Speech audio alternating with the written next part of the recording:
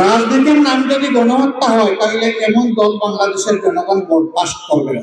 তারা কোনো রাজনৈতিক দল নয়, বরঞ্চ গণহত্যাকারী একটা সিন্ডিকেট। জন্য বিদেশে যারা আছেন তাদেরকে বলি, সত্যি যদি দেশটাকে ভালোবাসেন, আসেন, চলে আসেন। কি হয়েছে? অসুবিধা নেই তো। আপনাদের আমলে তো আমরা দফায় দফায় জেলে গিয়েছি, জেলে থেকেছি, আমাদেরকে কেমন রেখেছিলেন। এখন আসলে আপনারা সেটা না হয় একটু দেখা সুযোগ পেলেন, একটু দেখেন এসে। আপনারা মিথ্যা মামলায় সাজানো সাক্ষীতে পাতানো আদালত দিয়ে আমাদের নেতৃবৃন্দকে ফাঁসি দিয়েছেন, খুন করেছেন। কিন্তু আপনারা তো প্রকাশ্য দিবালেখের খুন করেছেন। দেশবাসী সাক্ষী, বিশ্ববাসী সাক্ষী।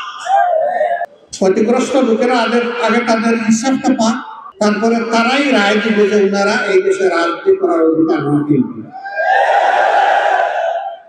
আমার আছে টরবিনো, আপনার আছে তো? রাজনীতির নাম যদি গণহত্যা হয় তাহলে এমন দল বাংলাদেশের জনগণ বরদাস্ত করবে না। রাজনীতির নাম যদি জনকল্যাণ হয় তাহলে জনগণ যাকে পছন্দ করবে তাকে বরণ করবে। আওয়ামী লীগ প্রমাণ করেছে তারা কোনো রাজনৈতিক দল নয়, বরঞ্চ গণহত্যাকারী একটা সিন্ডিকেট। আমরা যা বললাম, আওয়ামী লীগ আদালতে গিয়ে তা প্রমাণ করবে আমাদের কথা সত্য না মিথ্যা। আমরা লীগকে আহ্বান জানাব, শেষ পর্যন্ত দিশাহারা হয়ে তাদের রাজনৈতিক আত্মহত্যার 4 দিন আগে আমাদেরকে নিষিদ্ধ করেছে। আল্লাহর দরবারে লাখো শুকরিয়া। যারা আমাদেরকে 1 আগস্ট নিষিদ্ধ করলেন, আল্লাহ তাদেরকে মানুষের মনের ভিতরে নিষিদ্ধ করে দিলেন মাত্র 4 দিন।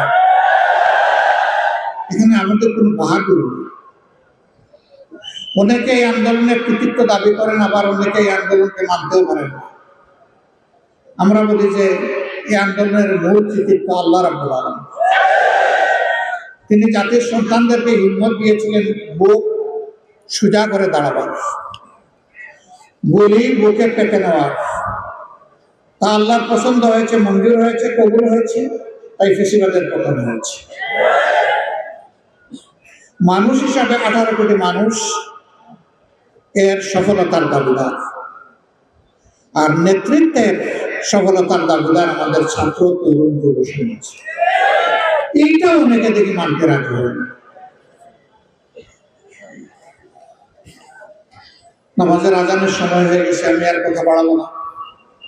আমি শুধু বলবো, অতীতে যা হয়েছে সাক্ষী জনগণ। অতীতের সমস্ত দুঃশাসন এবং দুর্নীতিকে আসুন পায়ের তলে কবর দিয়ে আমরা সামনে এগিয়ে যাই। আমরা দল, মত, জাতি, ধর্ম নির্বিশেষে একটা ইনসাফের বাংলাদেশ গড়ে তুলি, একটা মানবিক বাংলাদেশ গড়ে তুলি। চাঁদাবাজ, লুণ্ঠনকারী, দখলকারী তাদেরকে জানিয়ে দেই, তোমাদেরকে আর বাংলাদেশ কবুল করবে না। ফেসিবাদ বিদায় হয়েছে, এই দেশে আর ফেসিবাদী হয়ে কেউ মাথা তুলতে পারবে না।